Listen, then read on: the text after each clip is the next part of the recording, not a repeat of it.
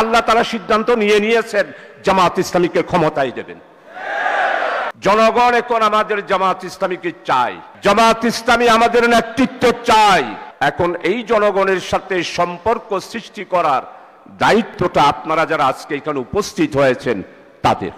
আপনাকে যার যার নির্বাচনী এলাকায় প্রাইমারি স্কুলের মাস্টার দাঁড়িপাল্লার কথা বলতে হবে, উচ্চ মাধ্যমিক বিদ্যালয়ের সমস্ত শিক্ষক নুরুল আমিন ভাইয়ের ফটিকছড়িতে দাঁড়িপাল্লার কথা বলতে হবে।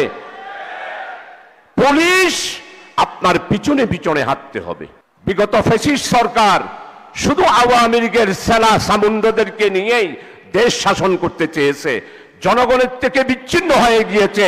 তাই জনতার আন্দোলনের মাঝে, জনতার বিচারের কাছে আওয়ামী লীগ এবং নেতারা সবাই পদত্যাগ করে বিদেশে পালাতে বাধ্য হয়েছে। এক একটা নির্বাচনী এলাকায় ভোট সেন্টার সর্বনিম্ন হলো 120, সর্বোচ্চ হলো 172, এবং প্রত্যেকটা সেন্টার ভিত্তিক 10টা করে পাড়া। সম্মানিত নবীনবৃন্দ, আপনারা কয়টা পাড়ায় পৌঁছেছেন? প্রত্যেকটা পাড়ায় তো আপনাকে পৌঁছতে হবে।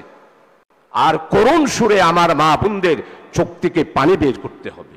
কথা, আমি সারাটা দিন কর্নেল ওলি সাহেবের দানের সরার জন্য কাজ করেছি, আপনাকে গালি দিয়েছি, কিন্তু আমি যখন বুথ সেন্টারে গেলাম, ছোট্ট করে ঢুকার পরে আপনি যে জনসভায় কেঁদেছেন, মা বোনদের কাছে কেঁদেছেন, আপনার এই কান্নাওয়ালা চেহারাটা দেখেই আমি দানের শিশি বুট না দিয়ে দাঁড়িপাল্লাই বুট দিয়ে দিলাম। আমাদেরকে বলতে হবে আল্লাহ হযরত দেলোয়ার হোসেন সাঈদীর কথা। সমস্ত এলাকায় এটা কোনো সাংগঠনিক ভাবে প্রটোকলের ব্যাপার না।